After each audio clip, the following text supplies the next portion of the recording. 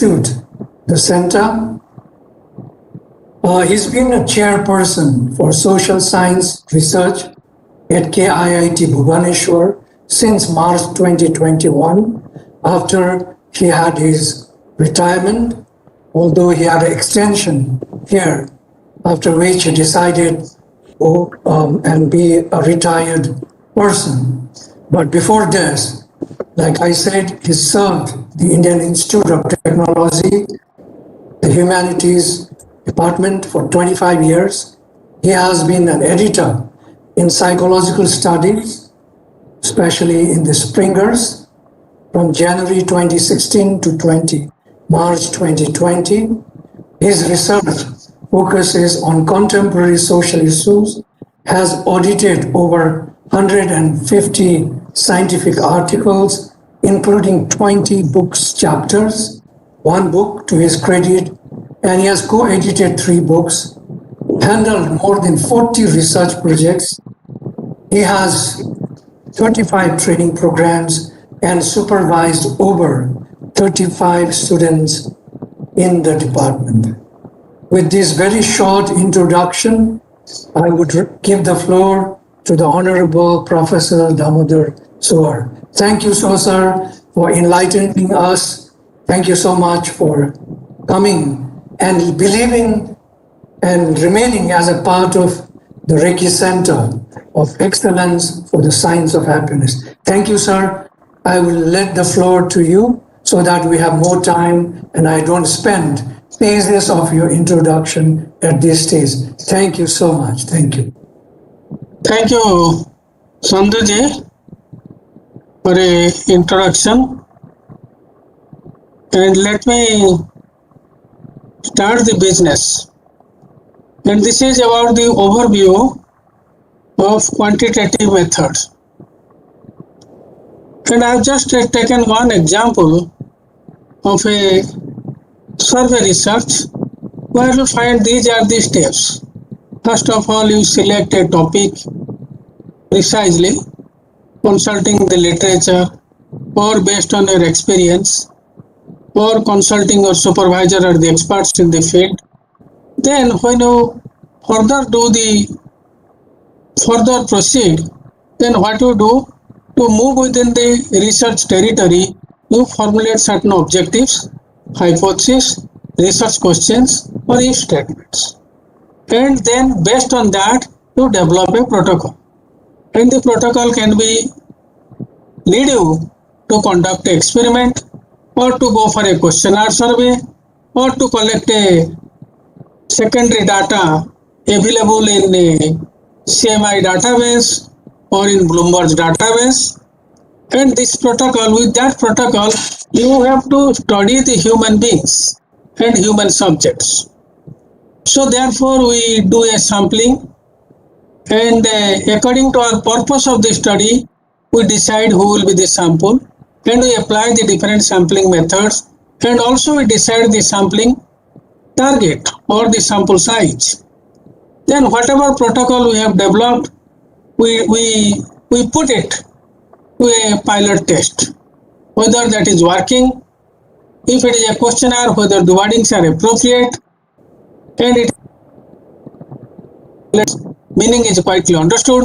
If it is an experiment, then in that case, whether the manipulation is working well, or there is a double-blind method adopted, or if it is a clinical study, whether the control and the experimental conditions are appropriately set to make the study. So for that, we carry out a pre-test for the questionnaire or a pilot study for the experiment that you want to do.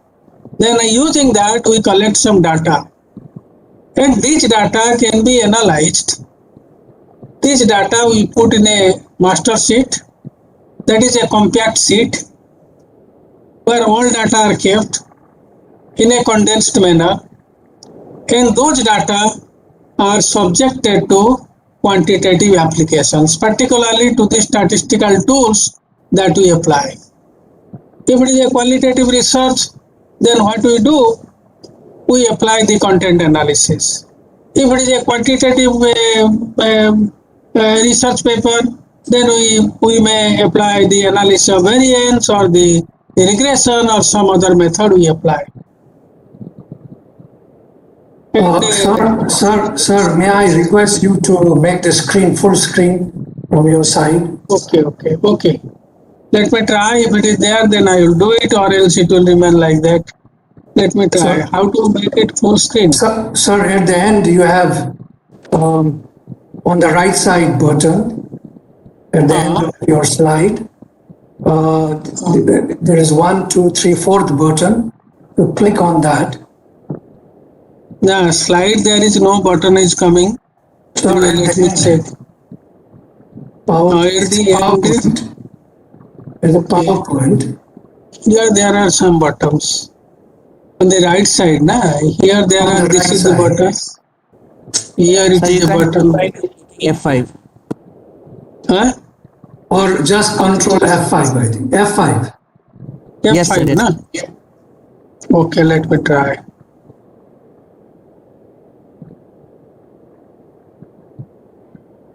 F5. It depends on the computer. No, it is not happening. Sir, you should, I think, press Okay. FN. All participants make presentation chart. This is coming here, the menu. Log participant to this make presenter and chart. No. Then Deepak Panda is requesting to remote control of your shared computer. I send you the request to access your screen. So if you, yes, sir. Approve. Thank you. Approve. Yeah. PowerPoint detected that your graphics card may contain be configured properly. Okay. It's not working. It's not working.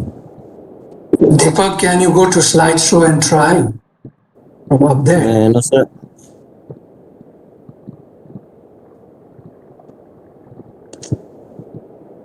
I'm not able to do, sir. Maybe sir himself could do it. Sir, on the top, if you go to the menu, you have file, home, insert, design, and so forth. You have slideshow. If you click there, there will be options. Sir. Okay. Now there are three options. Log participant to this location, make presenter chart. Three options are coming. And if I am going still top, show grid view and show active speaker and thumbnail video. Then the other one is, what is that? Why it is coming again and again? I don't know. Okay. I think it is all right now. Yes, now it's okay, sir. Okay. So what we mentioned that if you are taking up a study after selecting the topic, we become more focused to travel within the research territory. That's why we fix the objectives, hypotheses, if statements, or research questions. And accordingly, if you break down this, only we are finding some constructs or variables. Constructs are certain representation of variety of facts. Variables are something which varies from individual to individual and to which some numeric value can be assigned. However, in qualitative research, when we take the descriptions, narrations from the subjects or the visuals from the subjects, those are not exactly subjected to quantification. If a map is there, then quantification can be done in digital coding of 0 and 1. Otherwise, if some narrations, descriptions or views of the respondents are there, then in that case we cannot do exact quantifications. Then on the basis of that, based on our objective and the constructs and variables, we have to develop a research protocol. The research protocol can be experiment, what we conduct by manipulating the independent variable or the experimental manipulation, or we carry out and we take a control conditions, or it is a health related study or a public health related study, we carry out a randomized control design where there is again a experimental condition and a control conditions. And we apply also double blind method. That means to which subject what treatment is given, it is not known. So if it is not experimental study, then we develop a questionnaire or an interview schedule or take some inventories to study it. There are various types of instruments that can be used to study the human beings and human happiness. And then after that, what we do, it has to be tested on human beings. So everybody who comes to the lab cannot be tested. So you do a sampling. We may take the sample based on adults or old people or the middle-aged young adults within a specific age group or within a specific level of intelligence or within a specific gender, if that has a bearing on our study design. Accordingly, we select the sample, and then after that, we try out the experiment or we try out the questionnaire or the interview schedule to check whether things are working. This is just a preparation to check whether things are working before you go for a full-scale experiment or a large-scale collection of data. Beyond this also, many of the studies in happiness that they do, they also carry out the studies on secondary data as well as longitudinal data. Secondary and longitudinal data, that means suppose 10 variables or 20 variables for 20 years the data is taken, and of the say 200 countries, then you can analyze it also. Here the choice of the variable depends upon the availability of the data. You cannot do the analysis or study a particular variable if data are not available. And this is particularly true when you are using secondary data in happiness studies. And many of these excellent studies are carried out using panel data, where time series, where the multiple variables and multiple time are fused together to create a data, and these data are procured from different databases like World Bank, WHO or UN or some other agency. Global data is procured. Then those data are subjected to also analysis to find out certain features or certain indices of investigation related to happiness. Say recently we have taken 20 countries, taken 200 countries, 30 variables, data for 10 years. This is the matrix with which one of my students working on his second study. After the first study, which is completed into 2 parts, that is completed. The second study is working like that to find out what makes people happy globally. Income is there, health status is there, mortality rate is there, infant mortality. Variety of indicators which has a bearing on happiness, those are collected. 200 countries, 30 indicators, 20 years of data. Then this can also be, but these are all secondary data because the data is available from UN agencies or from World Bank or from WHO. You have to combine those data and do a secondary data analysis, and particularly in this case, panel data analysis is required. So, or we can carry out an experiment or carry out a survey by administering a questionnaire or by administering an interview schedule. Then we collect the data, and these data are kept in master sheet. It is a compact sheet, just like a spreadsheet. We keep the data. Then after that, we go for some statistical and mathematical analysis. Particularly when it comes to the overview of quantitative methods used in happiness studies, we refer to many of the statistical methods. And using that statistical method, we use the data. It is called a quantitative study, where you use stat models, math models to analyze the data. That is called a quantitative study. Whereas a qualitative study, narrations, descriptions, feelings, experiences, visuals, histography, all these are when these are taken to build up a scenario, then this is called a qualitative study. Narrations, descriptions, visuals, these are the sources for the analysis. There we only use the content analysis and we find out some open code, Excel code, and then we go for a categorical code or thematic code. This sort of analysis is very easy. But the other side of that, where the data is amenable to statistics, your income, age, okay, happiness, okay, social environment, or the ecology, perception of ecology.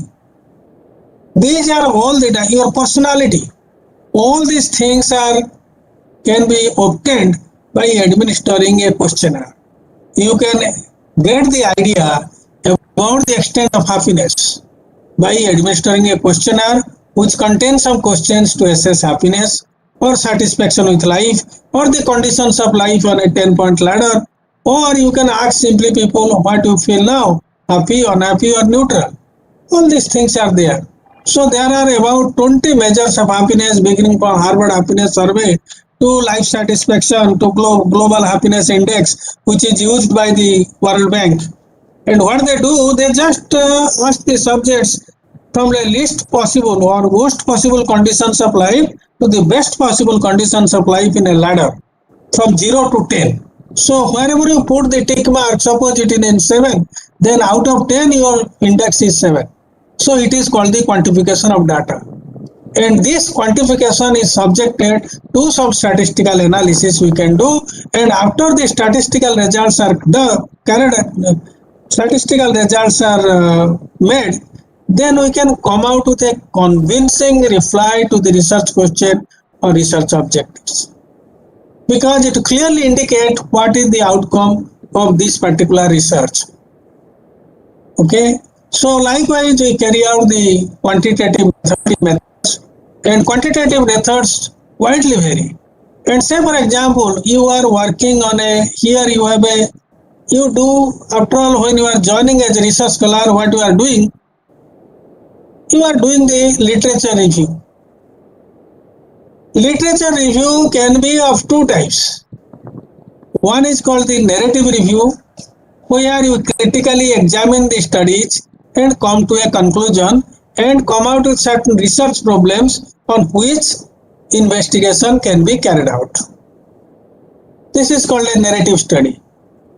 You do not know which study, so whichever it comes to your mind as important or whichever are unimportant you exclude, important you include, you review the literature and prepare a short snap of the summaries what is done, and critically examine those summaries and find out some fault or lacuna. Then you extend that research with some new objective what you are going to find out by carrying out the research. This is called a narrative review. Contrast to the narrative review, you can also go for a quantitative review. And the quantitative review is called the meta-analysis. And the meta-analysis are very few in India. Very few studies are meta-analytic studies. By, say for example, a meta-analytic study will not discriminate which is a good study or a bad study, but it will find out how strong is the effect with respect to the outcome variable or the happiness that has been generated so far by investigation.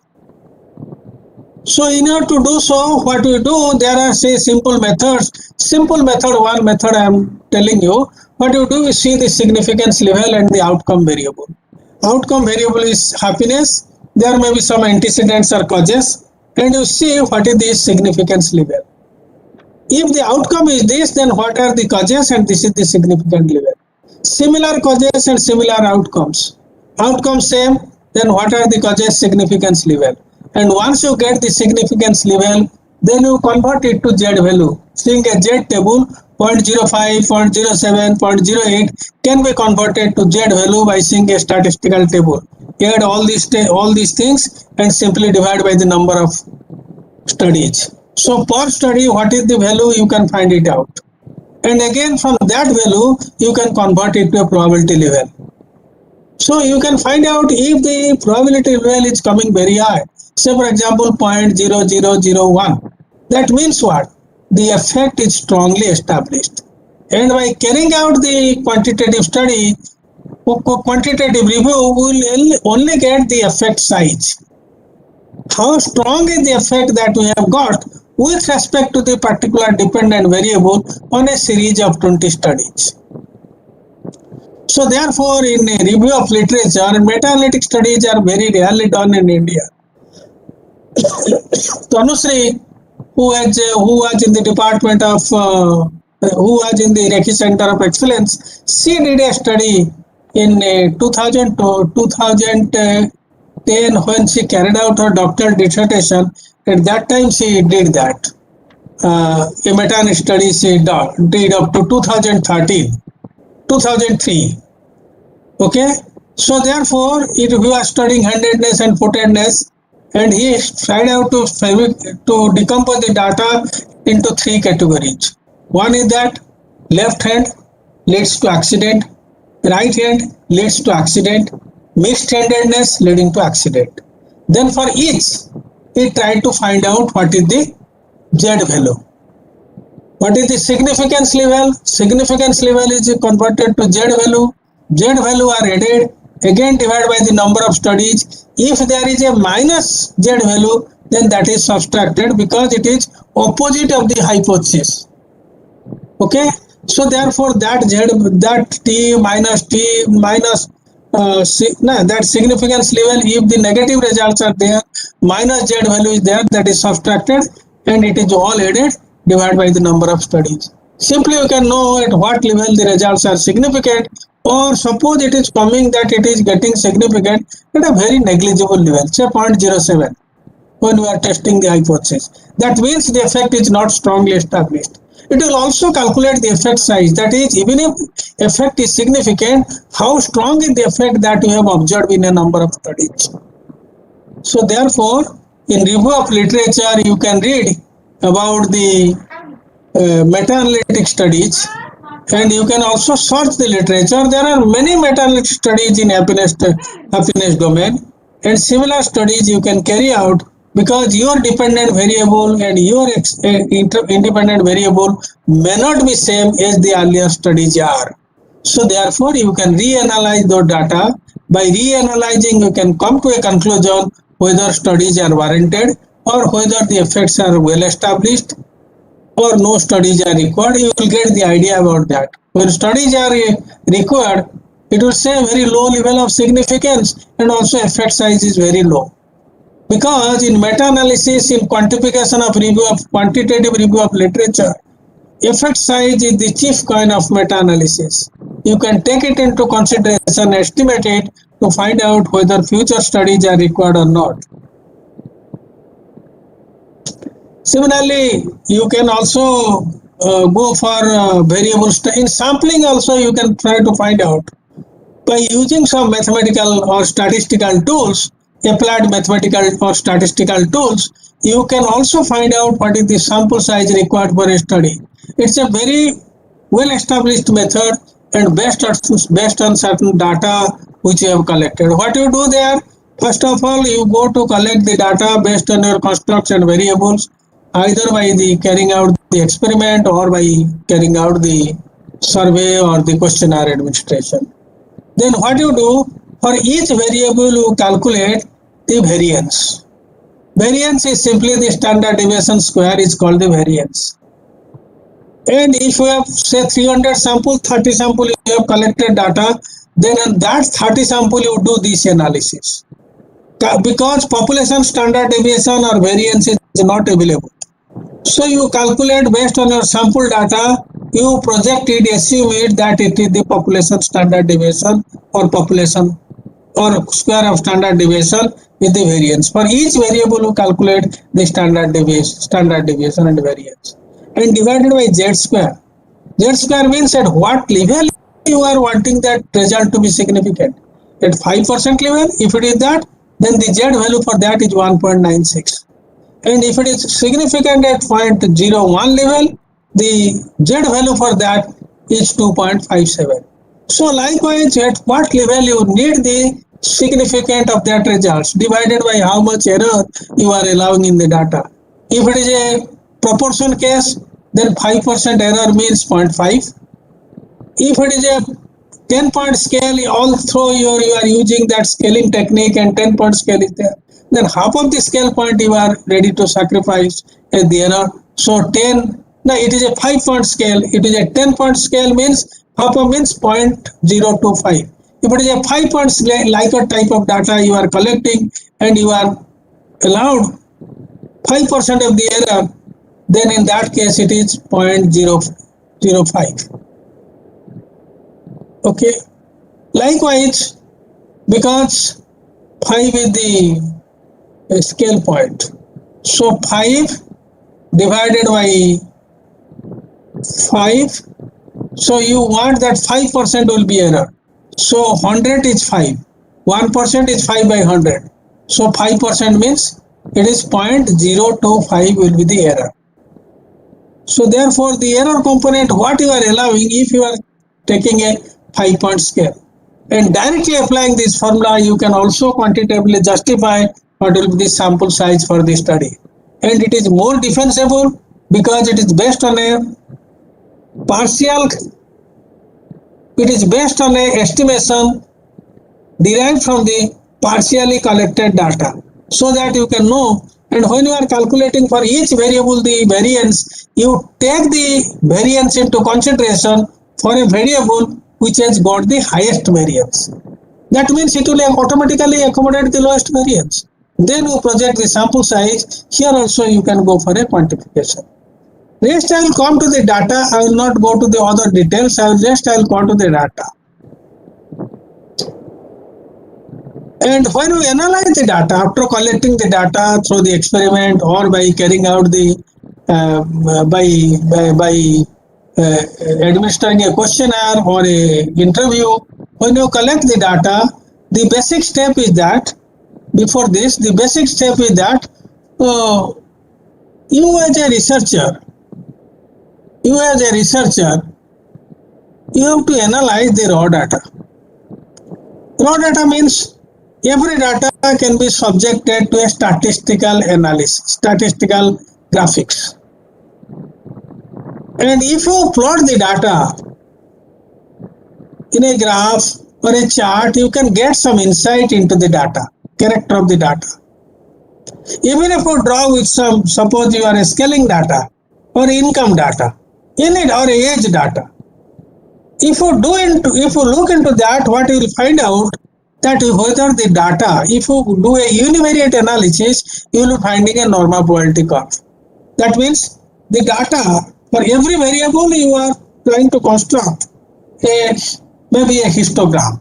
By going to the graphics in SPSS or by Excel, you can develop a histogram.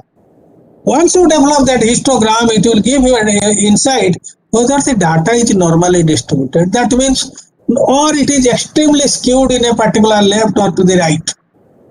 So this graphical relationship will give you some insight about the data. Or if you are taking the human population, making a lifespan study, that means from different age groups people will appear. Suppose happiness throughout the lifespan. Lifespan study can be done in two ways. Either the same individual can be studied from 10 years to 80 years, as in Harvard studies you will find they have studied for 75 years happiness of the people. 75 years. The same subjects were tracked. They are studied for 75, 80 years. Some of them are presidents, some are vagabonds now, and some are also reputed college professors. They track the same subjects for 80 years. So therefore what happens? That is one way of doing the data by a longitudinal study. Another way is that you can do a lifespan longitudinal study. You take the sample from different age groups, from children, from young adults, from old adults, and from older adults, and like that oldest adults and so on.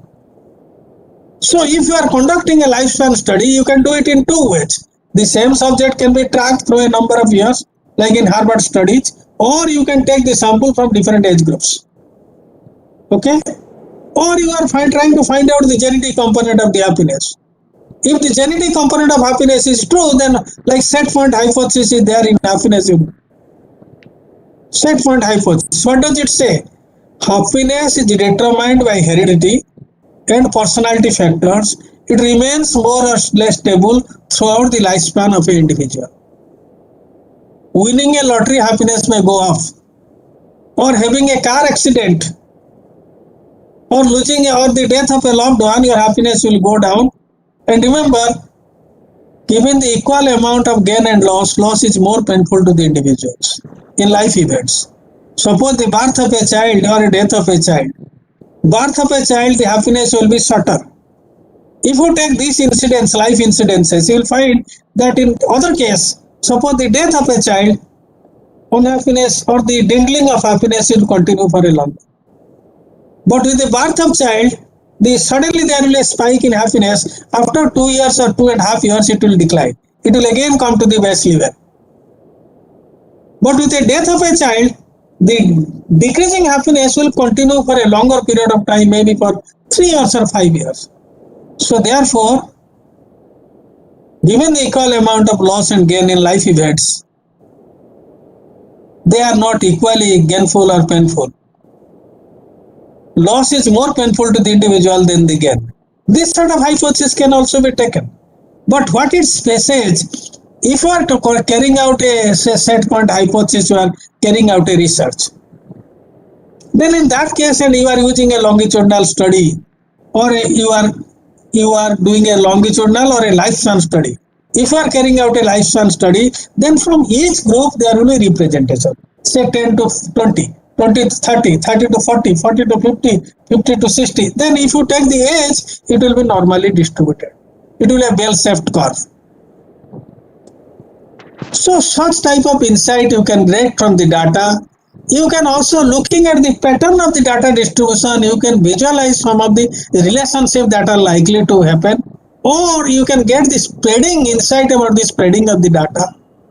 Or sometimes there is some illegal values that are there, or some outliers of that data are there, that you can know by visual inspection of the data. Suppose there are some outliers. 2 outliers are data in there. Suppose you are finding out the relationship between 2 variables.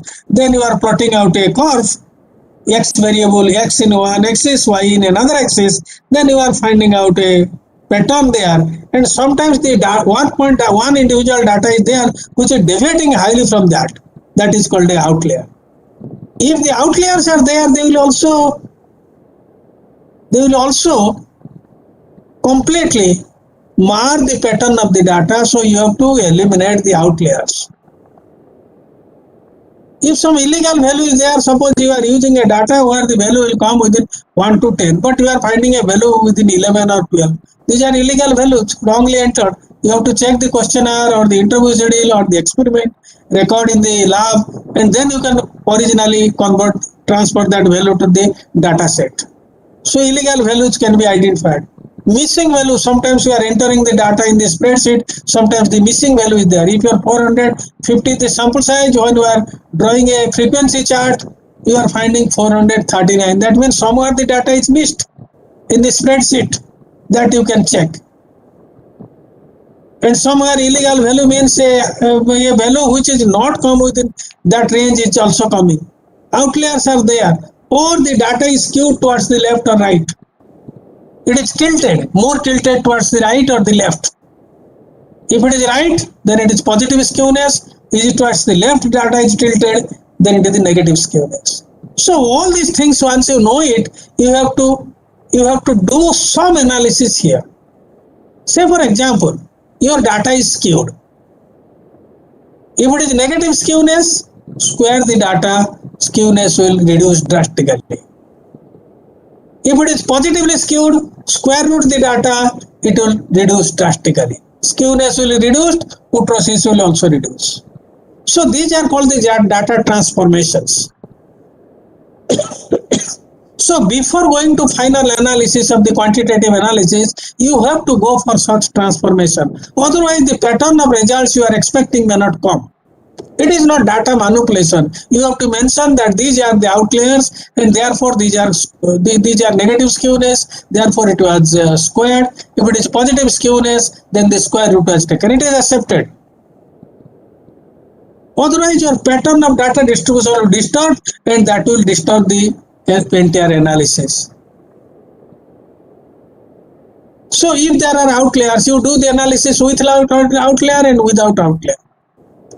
If outliers are many, then you have to do the analysis with and without outliers. But many outliers are supposed to not come. Say for example, what happens if you take any physical entity, iron, metals, okay, or something you take like physical entity, chemicals. they follow a natural law and behave in a particular way. But when it comes to the human subjects, that does not behave. The human behavior does not remain same across the situations, time and place. Because his behavior is contingent on time, contingent on place, contingent on the people surrounding him. Say for example, you are asking a poor person about his income in the company when he is surrounded by some rich people. He will inflate his income. He don't appear to show himself as so far in front of so many rich people. So therefore, human behavior depends upon time, place and person surrounding him or her. So these things have to be, it does not exactly follow the law that is obeyed by physical entities. There is variations. That does not mean it completely varies. That's a wrong notion. There is some core element which remains constant, even across the situations. That's why we carry out the interview to select the candidate. Okay? Of course, some of the candidates, they show very impressive they give a very impressive interview, get selected, and after that their character changes. But in 90% of the cases, whatever inference the interviewer has made, that will work in the real job situations. There is not complete randomness in human data, but some randomness is there because metal does not depend on time, place and person. Human behavior depends upon the time, place and the people surrounding him or her. Depends upon the context. So therefore there is a chance that there is some outliers. There is some illegal value. Human error is illegal value and you have entered. Suppose you are pressing the key 1 and it may come out as 1 1. So 1 becomes 11. So such type of mistakes needs to be checked before you go to the data analysis. So therefore what Priyadarshi often calls the visualization of the data, it should come fast before you go to the statistical analysis. And the common among them, the statistical analysis are normality assumptions, linearity and multicollinearity. Multicollinearity, homostaticity, I'll come later when I'll go to regression and others. And then once we clean the data cleaning or preparing the database for analysis, first of all, we as a researcher, we ask to ourselves, as a researcher, as per our objective or hypothesis, what I am looking for? Am I looking for a different gender difference in happiness? Am I looking for that the relationships determines happiness or personality traits determine happiness? Which one is most important for determining happiness? Or the social context? Or is the political scenario is country influencing the happiness? How people perceive the political scenario and at the same time how is their happiness? So you can relate the two. So therefore what I am looking for in accordance with my objective or hypothesis of research. Many people, what they do at the first question, they falter. They do not know what they are doing. So in the next subsequent steps they follow. So therefore my message to you is that be clear in the beginning what you are going to do. I tell it in most of the seminars. Because without knowing, if you go on hammering here and there, nothing will come out. Clearly knowing that if you go on hammering to a particular instrument or a car is defective, you are hammering different parts, then you can know that where is the defect is there. Otherwise, if you go on hammering without an objective here and there, nothing will come out. So therefore, be clear in the beginning what you are looking for. Are you looking for a difference? Are you looking for association? Are you looking for a prediction?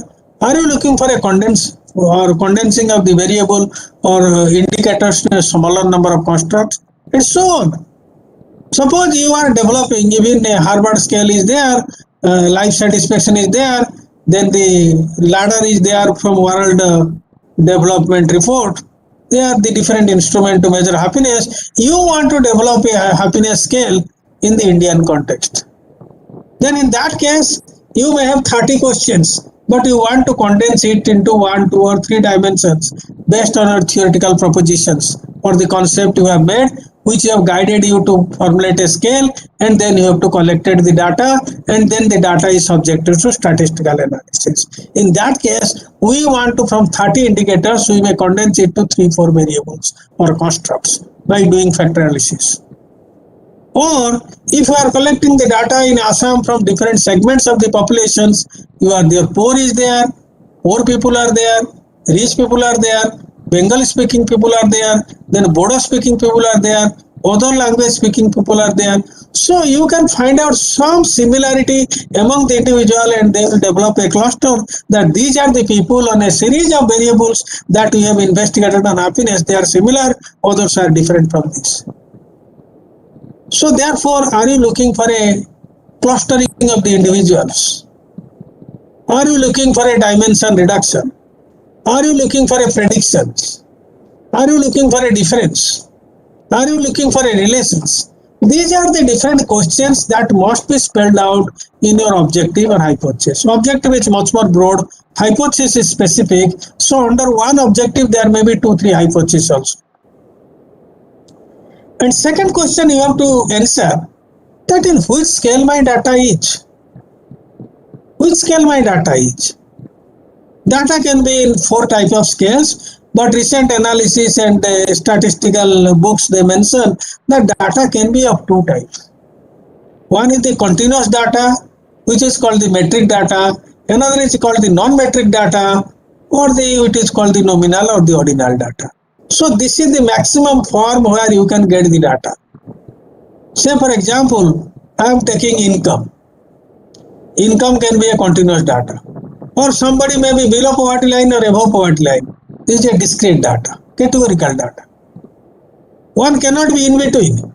He can be either above or below poverty line. So therefore the data you are finding, or you like it, like a particular object. Most important, second important, third important, 4 important. 4 objects are there. Say for example, you take the question of a soft drink, or you have 4 figures. One is social gatherings, people are playing footballs, okay, or some social other sports, or cricket, they are participating. Another thing is there, where there is a social gathering, there is a marriage party. Another figure is there. Another figure is there where there is a birth ceremony. So likewise, there are various figures depicting various incidences.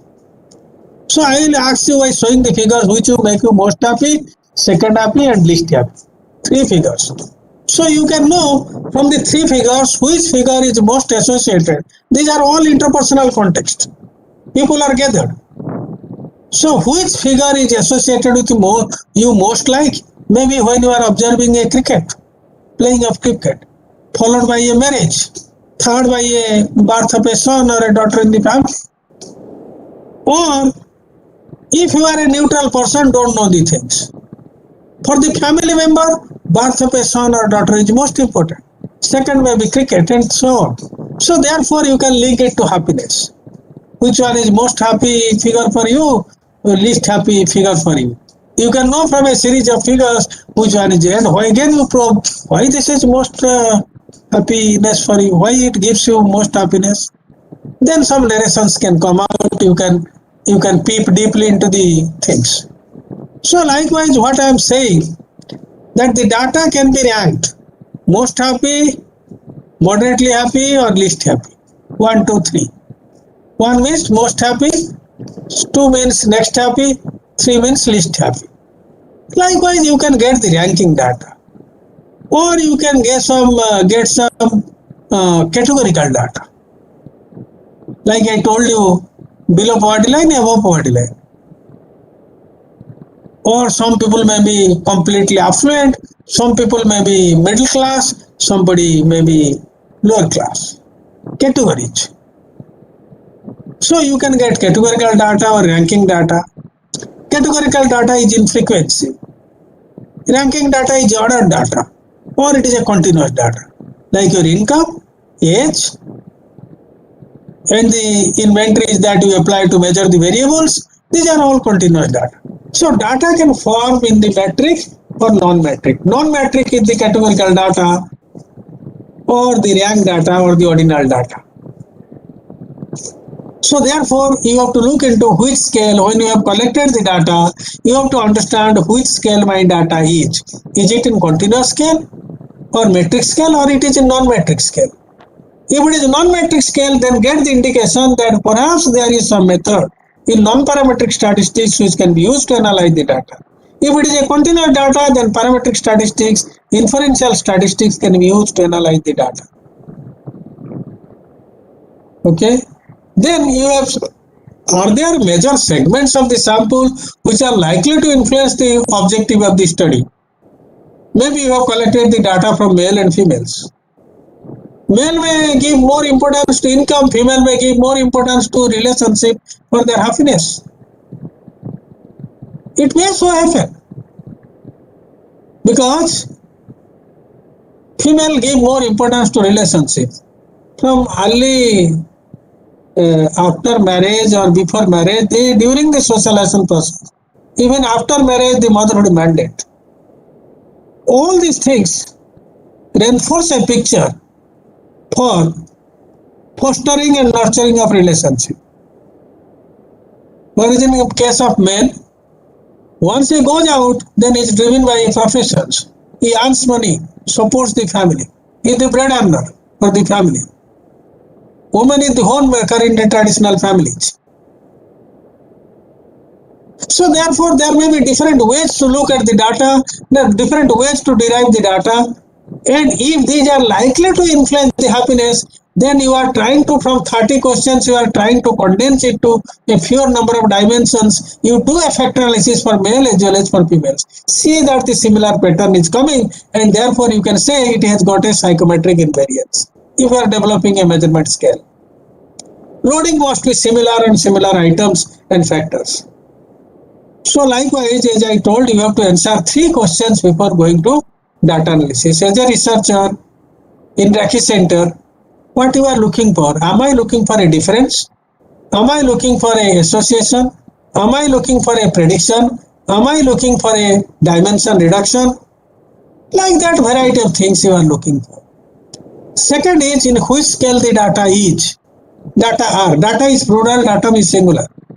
In which scale the data are. Whether it is in metric scale or continuous data, or it is in ranking scale, or it is in categorical scale. Third, are there major segments of the sample which are likely to influence the collected data and its analysis? If these 3 questions are clearly answered as a researcher by you, then you have different statistical methods which you can tag it. But what happens? We do not often know the questions, research question, we do analysis here and there, sometimes take the computer printout and paste it there, because you do not know many things. Even preparing a table requires developing a format. Say APA manual, you are in Happy Center, you have to look into a manual. A researcher, being a researcher, you must go through a manual. And you must know about research ethics and publication ethics. These are some minimum requirements for a researcher. If you do not know that, you cannot carry out an experiment. Even if you collect the data, you do not know what is the informed consent for. If you do not know how to write a reference, if you do not know how to prepare a table and what are the different notes for a table, whether it is a general note or a specific note or a probability note below the table, and how the spanners of the table will be used, then you are not a professional with a full gear. You are just a professional because being in that profession, these are the minimum requirements one must know. If you do not know it, then you will falter at every step of research. So therefore, to training to the research students means we teach them the tricks of the trade, give them the minimum, and when it is required, they can elaborate the things and learn the details to move with their path of professional progress.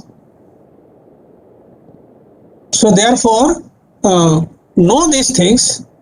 Read a publication manual or basics of research and publication ethics before you go into the full gear, before you get into full gear to do research. This will guide you everywhere, how to do the sampling, where to language bias you can avoid, how to write it, where to use what word, everything is there in a publication. Okay, so there are some checklists also. And now why I am saying ethics is becoming very important nowadays for research. Even if you are carrying out a study on human subjects, you have to take an institutional clearance, which is in foreign country, it is called a institutional review board. In India, it is called a ethics committee or ethical board. You have to get the clearance from that. Research is becoming much more stringent as you pass in the journey of research. At this stage also, we are learning and teaching those things. So therefore, be prepared. Research is a lifelong learning process. If you do it today, leave it tomorrow, your objective will not be fulfilled. You will just grow as others are growing, but you cannot be confident in your professions. Choosing a research profession means you have prepared yourself for a lifelong learner.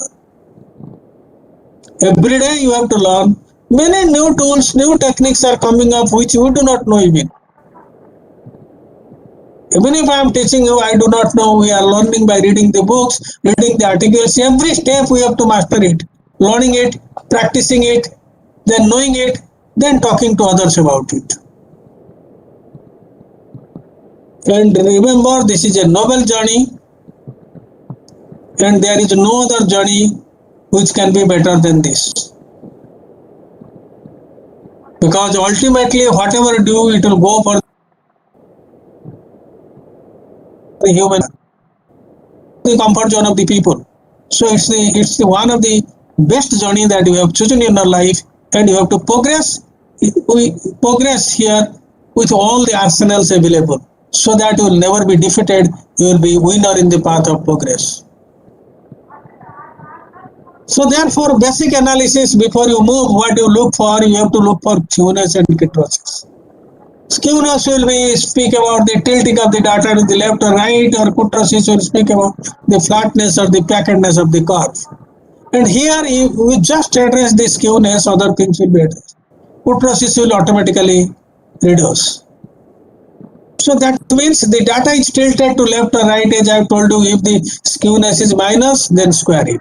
Square the particular variables. If it is positive, skewed, and skewness should be within a range of plus minus 2. Kurtosis should be within a range of plus minus 7. And sometimes it is mentioned 5. If it is more than that, you just address skewness, kurtosis will be automatically addressed. And then look to some outliers and other things that will come in the latter part. Because from graphics you can know whether the outlier is there or not. Or before you go for analysis, ensure that all the data are intact. No column is left blank in the data sheet.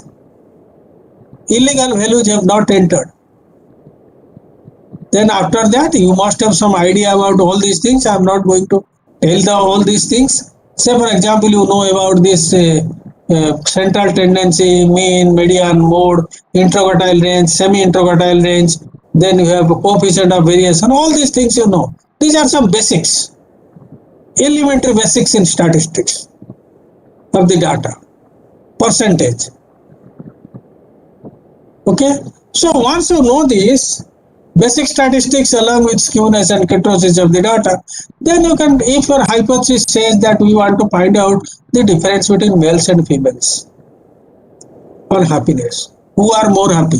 Some studies say that males are par with females, some studies say that females are more happy than males. So therefore the question may come from these controversial findings that whether males are more happier than females. Are males more happier than females?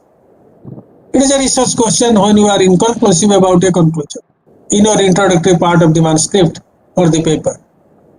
If it is hypothesis, you may mention females will be more happier than the males. Like that, if you argue, you have to argue for that. Why it is so? Don't write. It is a fashionable thing to write many good things. Research does not believe in good things.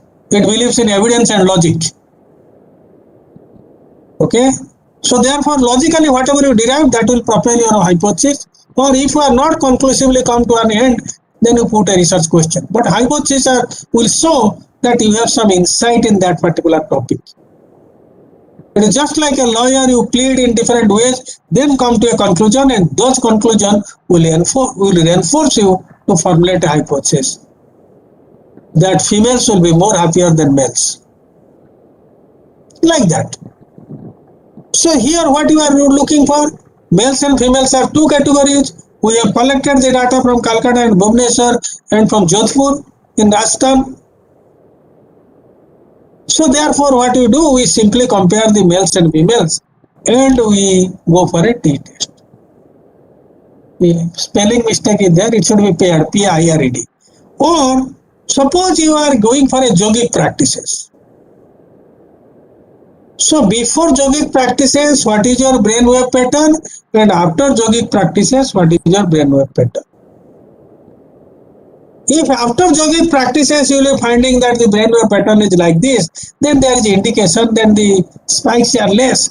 That means your emotional arousal is less. And particular wave pattern you will find, you can conclude that it is the state of contentment or peace and the person is happy. And before and after, you have taken various images. This can be converted to digital markers. And those digital markers can be compared, or heartbeat, or say for example your heartbeat before meditation and after meditation. It will simply get in numbers. Your blood pressure 120/80. You will get the upper portion figure and the lower portion figure. Before and after meditation, you can compare it. And because the same person A is compared before, A is compared after meditation. On these indices, say blood pressure, heartbeat and so on. So in that case, you have to use paired sample t-test. T means it is the mean difference test. When you are comparing males and females, there are two categories. Here we are comparing A, B, C, D, E, F up to Z in the same variable, heartbeat before, heartbeat after, A. B, heartbeat before, after. C, like that.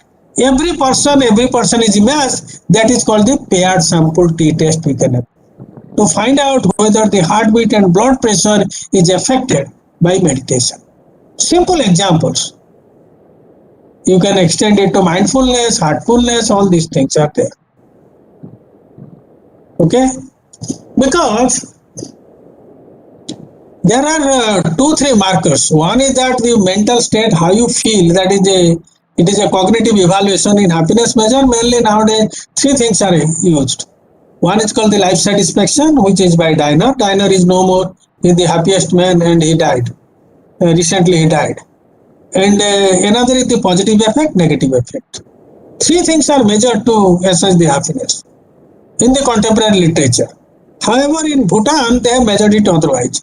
They have taken a large number of indicators, whether you have that sufficiency or deficiency, based on that happiness is detected in Bhutan. But in globally, or the World Bank and the other global industries, global agencies, they measure the happiness by taking a ladder, asking about the conditions of life. Worst possible conditions of life 0, then best possible conditions of life in a ladder, step-wise they indicate. So likewise, it is not only associated with your feeling and cognitive evaluation, it also goes with some physiological markers and brain markers. Your heartbeat, respirations, brain calmness, all these things are associated with happiness. You can come out with a multiple marker of happiness, not only the cognitive evaluation or the emotional assessment. So there, when the same person is compared with same set of persons, on the one variable they are compared before and after, we use the paired sample t-test. Say for example, I have told you we have collected the data on happiness from Jodhpur, from Bhubaneswar, Calcutta, and we have collected. And if we compare these 3 places, happiness, then we have to use one-way ANOVA, one-way analysis of variance. It is by analyzing the variance we try to find out the mean difference. Because every time the deviation is taken from the variance, deviation is taken, and the variance is estimated, and by that taking that variance we estimate the mean difference. Suppose I collected the data from Jodhpur, Calcutta and Bhubaneswar on happiness of males and females. Calcutta males and females are there, Bhubaneswar males and females are there, Jodhpur males and females are there. So I can convert it into a 3 into 2 factorial design and compare the happiness of the different places. So I can get the effect of the place, whether in different places people differ, whether in gender people differ, or the gender interacting with the place they differ. 3 things I can find it out. By converting it, a simple ANOVA analysis of variance, I can compare the 3 places. But if I take the male and female from Calcutta, Bhubaneswar and Jodhpur, I can go for a 3 into 2 factorial design and I can make a ANOVA. It is called a 3 into 2 factorial design. And I can get the effect of place, I can get the effect of gender, I can get the interaction of gender with place. It may so happen you may find people in Calcutta, females in Calcutta are more happier than the females in Bhubaneswar or the females and males in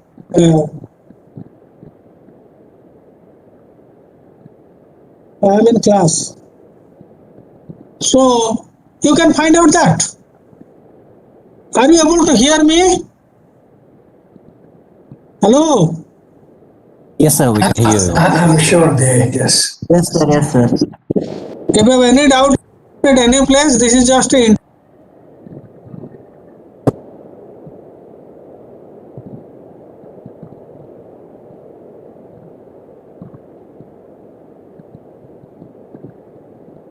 Sir, screen has gone off. Can you call? to understand all these things in detail. Sir, we lost you for a Maybe with little new while. methods you may require fees. Why? Your screen went blank. Your screen went blank. No, We it lost is you visible for- to me. Yes. No. I mean you yourself. We didn't hear Is the it all voice. Now it's okay, sir. Now it's okay. If you Now can it's okay. repeat the last half minute. Okay. So therefore what we are saying that if we are collecting the data from Jodhpur, Calcutta and Bhubaneswar on happiness of males and females, you do a three places. In each place there are males and females and the outcome variable is happiness. Then you can analyze this data by applying a 3 place into 2 gender, 3 into real design. It is called. And thereby doing that you can find out whether 3 places the happiness differs. And if it is so, then you can compare the first one with second, first one with third, and second with the third. What you can do by using the post hoc analysis. Okay? And you can also find male and female. There is no post hoc is required. Simply by seeing the mean of males and females, you can find out whether males are happier or females are happier, or they are equally happy depending upon the significant value of F. If F is significant in case of gender, males and females differ. Because there are 2 groups, no post hoc test is required here. And seeing the mean, you can conclude whether males are more happier or females are more happier. If the place interacts with the gender, then in that case you will find out, it may so happen you may find that females in Jodhpur are more happier than the males and females in Calcutta or males and females in Bhubaneswar. So you may get an effect like that. That you have to apply 3 into 2 factorial design. Sometimes you may have repeated measures. Say for example, repeated measures means we have taken the repeated measures, say before the pandemic, what was your conditions of happiness? During the pandemic, what is the conditions of happiness? After the pandemic, what are the conditions of life? So when you are taking a data in different timelines, same individuals you have to track, you have to apply the repeated measures ANOVA. Because the same persons are repeated and it is equivalent, but it is within factor ANOVA, because the same subjects are repeated on the same variable on different timelines. So these are some of the different statistics. If you apply it in non-parametric, you will apply sign test. You can rank the data and apply a sign test. Or U-test you can do, it is called Manna-Whitney U-test. Or to a parallel to ANOVA, if your data is in non-metric scales or in frequency and others, then you can use Friedman's ANOVA. But one thing is that in non-parametric test, you will not find out an interaction effect, which you will find out in a parametric test or inferential statistics. Or the difference can be found out by chi-square test. Or if the three groups are there, say data you have collected from Jodhpur, Calcutta and Bhubaneswar, then on different sets of variables, happiness, relationships, okay, quality of relationship, quantity of relationships, okay, personality factors. Like that, if you have calculated that, you have to find out whether you can carry out a discriminant analysis, which is a multivariate counterpart. Okay, so whether the three places people differ, or you can do three places. If you go for a multinomial logit, you can also do that. Same analysis. Whether in three places, whether in a number of variables they differ. Only in a discriminant analysis, you remember the data on the explanatory variable will be continuous. Whereas in logit regression, the data in explanatory variable will be continuous as well as discrete. That means metric and non-metric data can be there. But here, in discriminant, all data of explanatory variables or the independent variable will be metric data. And the outcome variable or the dependent variable all the time is categorical. Like three places you have. Or the persons who are dying of COVID, not dying of COVID. Taken the injection, did the exercise every day, how many times, how much hours. Like that, you have a number of variables like that. Food and all these things, what is the calorie intake they take, all measures you have taken, and the outcome variable is that whether they survive or die. This is a logit function. And the outcome variable, if he died, if he survived 1, died is equal to 0. And there is a number of explanatory variables for that. From vaccine to food and exercise and many things. So what are the things that is associated with death and what are the things that is associated with life?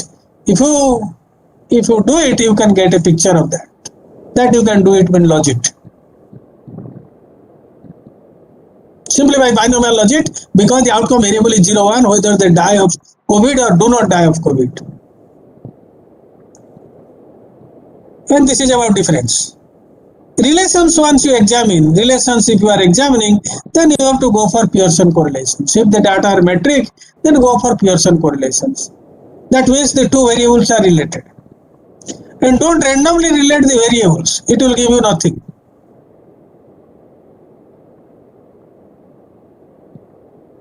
Like in relating height with weight. As more height will be there, more weight will be there. Not necessarily. Don't randomly, because you have a supposition and the supposition is based on some certain logical arguments and reflective thinking. Those you are going to test by applying the statistics. Don't wrongly plug the statistics in wrong ways to wrong analysis. You will end up nowhere. Rightly you have to hit the chord. Then only you are going to get the results. What we are expecting as per your research question or research hypothesis. Otherwise, it is a futile exercise and it is unnecessary boring exercise also. And also after carrying out the statistics, whatever the value comes out of it, your job is not, many people write it is very significant because they don't understand what is happening in the analysis. If it is males and females that differ significantly, you have to write clearly seeing the mean that its statistical value significance is already females. The result suggests that the females were more happier than the males. That's all. And after that, if you can write, if you are not given the value, give the t value or the f value, or if it is analysis, give the post hoc value, and then indicate the P less than 0.001. That's all. People can understand. Your data analysis does not mean that you will do khali apply statistics. If you do that, you will not get anywhere.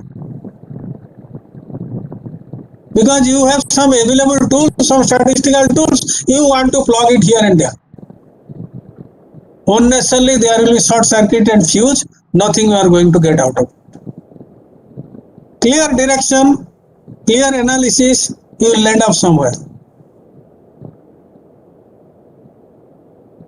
So therefore, do it for that, because you want to conclusively draw some evidence, very convincing evidence from the data. For that you are using these things, these statistics. If the data ranked, ranking data is there, or it is ordered data, then apply the Spearman correlation. The data are in frequency, like in chi-square. You are getting the data in frequency. Tall people are leaders or non-leaders? Tall and not tall, short, tall and short, then leaders, non-leaders. You are getting 4 columns. And accordingly you are bifurcating the data. Leaders, non-leaders, tall and short. You define what is tall, don't say like that. Tall means say 6.5 inch above or something like that. You have to define the marker for that with some justification. So once you do it, it converts. And then how many people are coming in each cell? Leader, non-leader, tall and short. So 4 cells you are getting the data. You can do a chi-square analysis. Whether tall and short people are leaders. Tall people are leaders or not. When the data is in frequency, you can do a chi-square. Or when the data is continuous, the explanatory variable is continuous, outcome variable is discrete, then you can go for discriminant analysis. The explanatory variable is continuous plus, or the independent variable is continuous plus non-continuous data, then in that case you can also go for logit. If the outcome is 2, it is binary logit. If the outcome is more than 2, it is multinomial logit. If you are looking for relations, if the data is continuous, then estimate the Karl-Pearson correlation, or if the data are ranked or ordinal in nature, then go for a Spearman relationships. It is non-parametric, Pearson Spearman rank order. Phi coefficient, the data are in frequency. Then in that case you have to calculate. It is directly from chi-square it is calculated, phi coefficient it is called. The data are in frequency, you can calculate the relationship by estimating phi coefficient.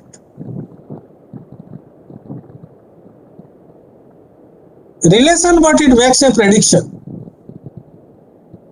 Say for example, correlation, if there are 2 variables x and y, x will relate to y and y will relate to x. Extraversion is related to happiness, happiness is related to extraversion. That is correlation. Whether extraversion will predict the happiness or not, that is detected by regression. Regression, the direction is the relation is unidirectional. In correlation, the relation is bidirectional. Similarly, we have told outcome variable, if it is categorical, 2 categories, then binomial logit. If it is 3 categories, then multinomial logit. And sometimes in regression also we use the dummy variables, categorical variables. And when you are doing the category just not all be 2. Say for example, caste. Somebody will be category, scheduled caste, scheduled tribe, OBC, gender. 4 categories they are there. So if there are 4 categories, you have to do a dummy coding for it, and it is one of the explanatory variable for happiness. Maybe you may find that less the happiness in case of category people than that of the general people. The reason being that they are the cumulatively, they are historically they are suffering. They don't have a decent livelihood. from birth they are struggling against poverty, and there is a culture of poverty and so on. So therefore their happiness is maybe less than that of the general people, maybe, or the reverse way also. They may be more happy because whatever they have, they feel, they enjoy it and they feel satisfied with. Whereas the general and the all affluent people, what they want all the time to get more and more. That's why their happiness will decrease compared to the people, those who are satisfied with what they have. Maybe like that. It depends upon the arguments which you conceptualize. All the time your conceptualization will drive the analysis, not that the analysis will drive. 1 minute, please. Hello.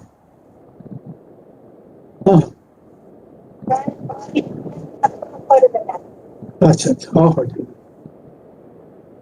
दुईटा के approve हो जाए okay approve है ये evaluation सरिच ना okay okay ठीक so therefore you have to go for the dummy variable coding. In dummy, it can be explanatory variable also, outcome variable also. In outcome variable, we have told that you have to apply discriminant or the binomial logic or multinomial logic. The explanatory variable can be continuous as well as dummy also. There you can use binomial logic or multinomial logic.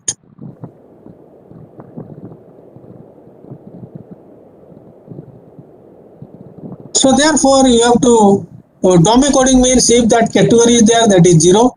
No, if the category is present, then it is 1, rest is 0. If another category is present, 1, rest is 0. Another category present, that is 1, rest is 0. Like that you have to do the dummy coding. And remember, when the dummies are entered in the regression equation as explanatory variable, all the time the category -1 is added. -1 is entered. Because if you enter all the categories, there will dummy variable trap, analysis cannot be done. It cannot be done because it uses matrix algebra. So therefore, all the time when you get the results for the dummy, remember, minus is all the time associated with 0 and plus is all the time associated with 1. And with respect to the reference dummy that you have not entered. Whether it is higher than the reference dummy or lower than the reference dummy, in determining the outcome, that will be indicated. So you have to go for dummy coding. Multiple regression analysis, simple regression, multiple, many variables are there explaining one thing: happiness, income, expenditure, relationships, personality, infrastructure availability, disease, mental health. All these things are determined in conditions of life. Happiness is basically a conditions of life. It is associated with good life. You may have different definitions. It's for your choice. You can fabricate it. But globally it is still now the accepted definition. So therefore what you need to do, here you can go for multiple regression determining happiness. Happiness is one variable determined by a series of variables. We apply multiple regression analysis.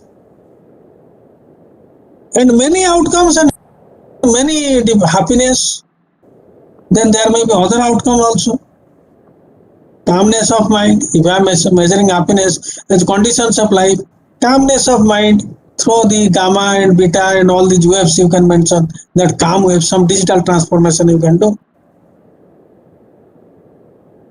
Happiness, calmness, other things may be associated with a series of factors. That means many outcomes, many outcomes and many independent variables. Then in that case you have to go for structural regression, and that is done by using structural equation modeling. Suppose you have a number of variables.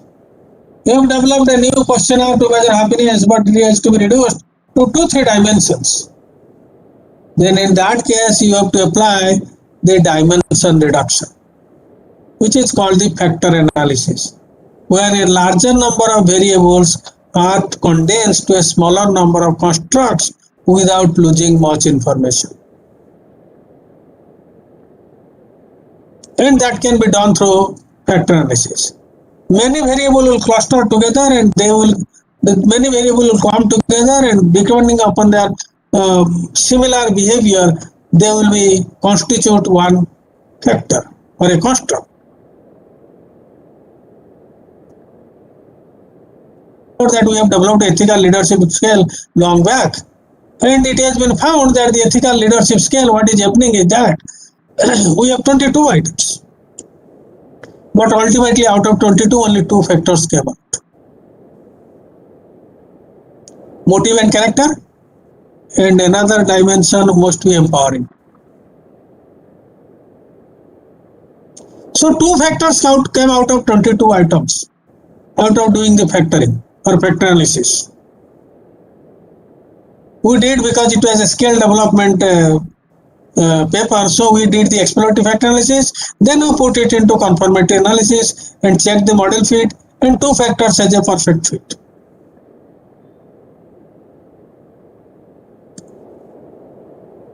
Conformity means, exploratory means you put the data and do the analysis, factor analysis, and then rotate the factors and see what is the percentage of explained variance.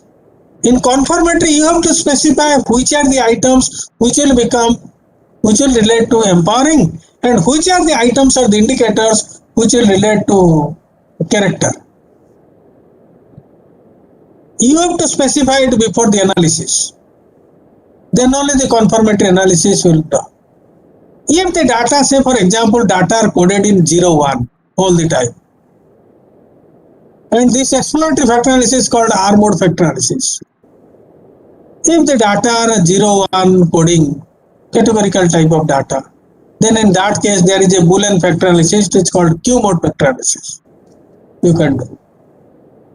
Suppose in marketing you try to find out what are the similarity, what are the customer segments that they are similar with respect to certain variables in marketing. A marketing professional may be interested to know this. So in that case you must do the cluster analysis. Cluster analysis is carried out to find out similarity among the individuals, not among the variables, or similarity among the units, not about the variables. Based on the similarity of the sample units or the number of individuals, you can do clustering.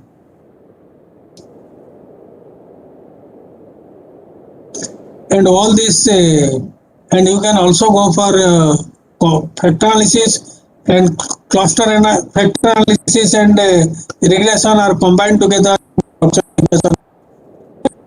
also multidimensional analysis.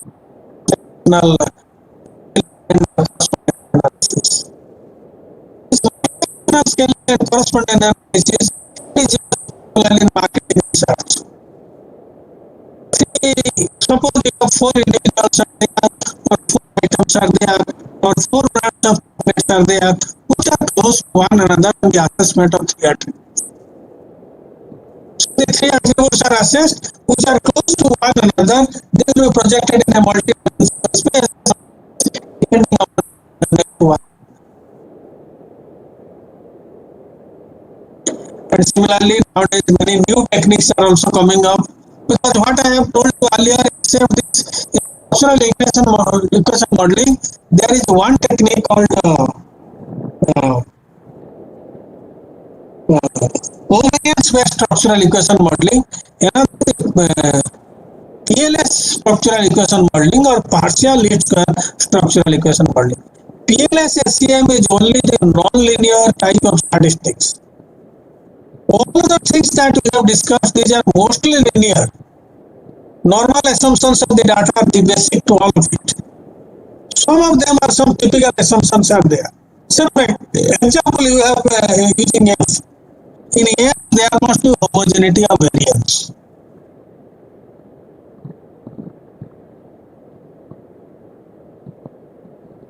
In factor analysis, suppose you are using So the category must be specified if the category is bearing on the analysis. Like male and female happiness you have measured, you want to find out from 20 items the factor structure, then the loadings that is shown on the items and the factors that will come out for males and females must be comparable to show the measurement invariance. Similarly, deep learning, neural networks, these are coming up. These are non-linear techniques.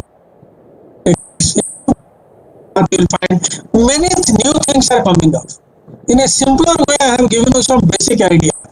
Even analysis of variance and experimental design itself is a semester course, 3 credit or 4 credit course. But I have given you just a brief capsule of all the things. And if you look for the research methodology book, you will be finding more than 300 books in stage series on research methodology. If you know about a topic and if you are interested, it is written in non-technical ways. Everybody can follow it. And these are in the Central Library of IIT Kharagpur. Please check it. And qualitative research, there are books around 160 books. You read some of the books, try to digest it fully, because every book is of 80 and 90 pages, then only you can have some idea about quantitative analysis. It is just like a small brief that I have given to you. But if you put inside, you will find the depth in it and the rigor in it. And newer methods are all the time evolving. With the artificial intelligence, machine learning, new methods of analysis are coming up which you do not know. And non-linear models are also coming up. Neural network, deep learning, these are the things. Okay. So many new things are coming up. And having a member in that particular research fraternity, we must know what are the current developments. And if you know it, we will keep ourselves updated in every field. That means you have to be a lifelong learner, and for that you have to choose a research career. If you are not like that, then field is marching very fast, and you cannot catch the changes. You will remain where you are. You will not move ahead. And many of the things happen through your self-reading. Because the things which I am talking to you today, none of the things were taught to us when I was a graduate student, undergraduate student. And in graduate student also nothing was taught. So minimal key and other things are taught. All the things you have observed because you have to read, constantly think, do it and use it, and the process will learn. Many of the things you have learned through review process. Because once you send a paper for publication, you will find the comments. Don't take it negatively. Many people will post it and throw the paper and say that it is all rubbish. No. There is a lot of wisdom to learn.